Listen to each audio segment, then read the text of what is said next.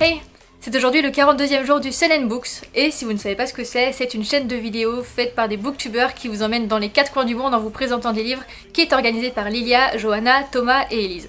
Hier, c'est Maureen de la chaîne Bazar de la littérature qui vous emmenait en Irlande. Aujourd'hui, c'est mon tour, alors attrapez vos affaires parce que je vais vous emmener en Corée du Sud. À 9200 km de l'Irlande, je vous invite à déposer vos affaires à Séoul pour la journée, la capitale sud-coréenne, dans laquelle on va partager un moment de vie avec Shin Kyung-suk, l'auteur de La Chambre solitaire. La Corée du Sud est aujourd'hui un pays très populaire. Il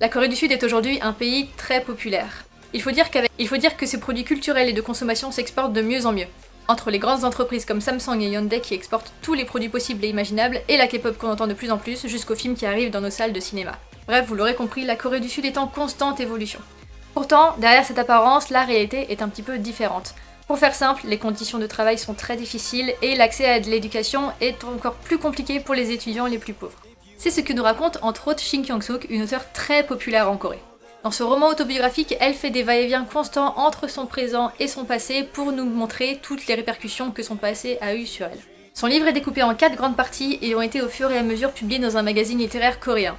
Et l'écriture du livre a été très difficile pour l'auteur car de nombreux moments de son passé sont encore très difficiles pour elle. Shin Kyung-suk est née en 1963 dans la ville de Jonggup dans laquelle elle a grandi avec sa famille. C'est une petite ville du sud-ouest de la Corée du Sud. Elle vit avec ses parents et ses 5 frères et sœurs, donc c'est une famille nombreuse et en plus de ça, sa famille est très pauvre. Ils n'ont notamment pas les moyens de l'envoyer au lycée ou à l'université. À l'âge de 16 ans, elle décide de partir avec sa cousine à Séoul afin de vivre avec son grand frère, qui arrive à se payer un petit appartement avec les faibles revenus qu'il a. Ils vont vivre jusqu'à 4 dans cet appartement avec un autre de ses frères, et cette chambre qu'ils vont partager va devenir sa chambre solitaire. Shin Kyung-suk veut intégrer le lycée, et afin de parvenir à ça, il faut travailler, et travailler très dur. Elle va être embauchée dans une usine de montage de chaînes IFI dans laquelle elle va travailler tous les jours, jusqu'à ce qu'on lui donne le droit d'aller au lycée en cours du soir. En 1979, elle était payée environ 10 000 won par mois, c'est-à-dire un peu moins de 8 € aujourd'hui. Même à l'époque, c'était un salaire très faible, mais ça lui a permis d'aller au lycée et de se rapprocher de son rêve, être écrivain.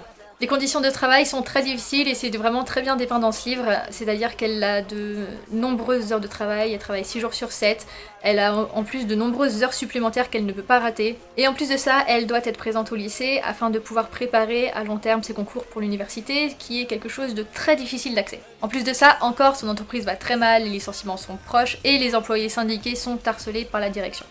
Pas la grande joie quoi.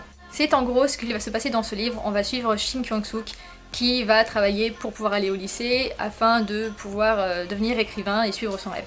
Le récit se passe entre 1979 et 1980 et c'est aussi la période d'événements majeurs politiques en Corée du Sud et du coup le récit va être entrecoupé de ces événements. Shin Kyung-suk va notamment vivre l'assassinat du président Park Chung-hee qui a été assassiné en 1979. Pour information, c'était le père de la présidente coréenne actuelle, il était responsable du miracle économique coréen, c'est-à-dire que la Corée s'est très fortement développée à cette période-là. Mais le petit côté négatif, c'est qu'en fait c'était une dictature puisque le président s'était donné un poste de président à vie, tout simplement. Ça faisait plus de 15 ans qu'il était président à ce moment-là. L'année suivante, donc en 1980, c'est l'année du soulèvement de Gwangju. Gwangju, c'est une ville en Corée du Sud qui a vu une manifestation tourner au cauchemar et qui est encore un sujet très tabou en Corée du Sud aujourd'hui. C'est un général qui avait accédé au pouvoir grâce à un coup d'État et qui avait octroyé aux militaires les pleins pouvoirs. C'est une décision qui a été très mal acceptée par les étudiants et les syndicats qui se sont mis à manifester donc dans la ville de Gwangju et les militaires ont eu l'autorisation de tirer sur la foule en faisant de nombreux morts. Ce sont vraiment 2 événements qui ont façonné la Corée du Sud d'aujourd'hui et c'est pour ça qu'ils sont si importants dans le récit, c'est qu'ils ont aussi eu un impact très important sur l'auteur. Vous l'aurez compris, Shin Kyung-suk a eu une adolescence très difficile et en plus de ça entrecoupée d'événements politiques majeurs. Je vous invite à découvrir ce livre si vous êtes adepte de la Corée du Sud, de sa culture ou de son mode de pensée. Autrement, c'est une lecture que j'ai trouvée assez difficile pour plusieurs raisons. En fait, la langue coréenne est très difficile à traduire en français parce que les Coréens pensent très différemment de nous. Donc du coup, en lisant en français un livre coréen, il y a des tournures de phrases qui sont très très lourdes.